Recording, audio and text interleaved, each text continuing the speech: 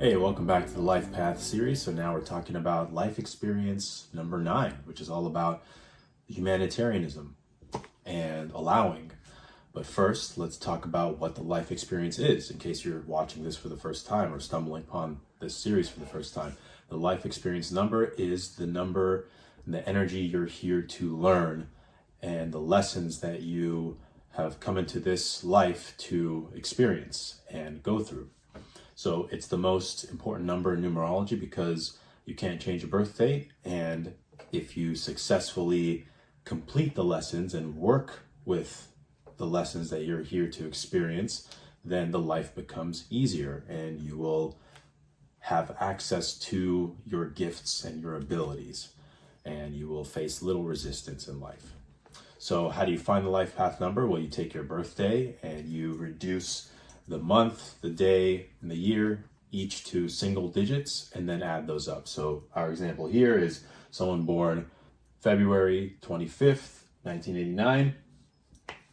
We have the 2 from February, 25th is a 7, and then 1989 is a 9. You add those all together and you get an 18-9 life path. So that happens to be a minor testing number. The testing numbers are all karmic debts that you are here to pay off. So it's past lives of something that you're paying off in this life.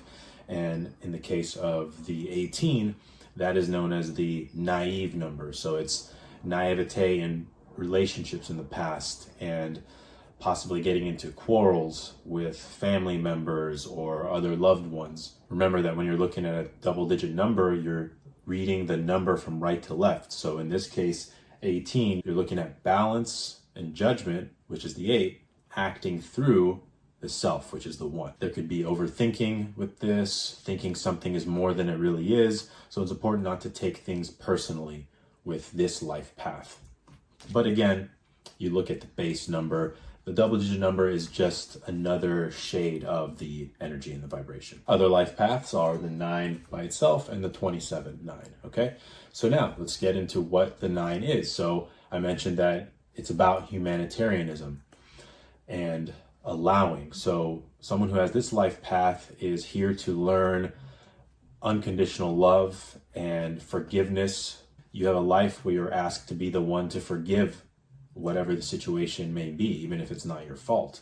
It's about allowing and accepting things for what they are. That doesn't mean being passive, but it's just not getting emotionally attached to things that are out of your control, which is good advice for anyone anyways. If you can hone the ability to love unconditionally, then you will reap the rewards that this world has to offer. So it's a life that deals with people, and it's important to be selfless. This is a life of service to others, and you must do so without thinking about the reward. So make it about the work and about the service, and the reward is a byproduct. If you look at the reward first or have an expectation of reward as some kind of outcome, then you're always going to fall short and be disappointed. So love, we talked about that. Compassion, wisdom, that is the wisdom of knowing that there is no perfect world. The perfection that you seek may not ever be present. However, it's about accepting that the perfection is in the imperfection. And that holds true for people and relationships and situations that are out of your control. You don't want to be critical of others not being perfect according to your standards. So it's live and let live. Be the allower. You can be very wealthy in this life if you make it about worldly pursuits, worldly in the sense of humanitarianism. It's about the betterment of the world. So whatever it is you do in life, know that if you make it about service to others and making the world a better place and being a contributor to the collective, then you will live the best possible life. So all 9s need to cultivate a sense of purpose and emotional control. That's all I have for this episode for Life Experience 9.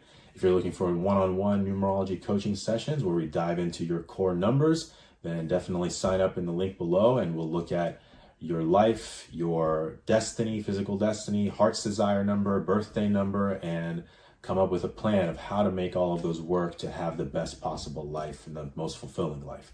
So I look forward to working with you if that's something you're interested in. Otherwise, I look forward to seeing you in the next episode. I keep calling it episodes. I look forward to seeing you next time, where we talk about the master numbers, 11 and 22.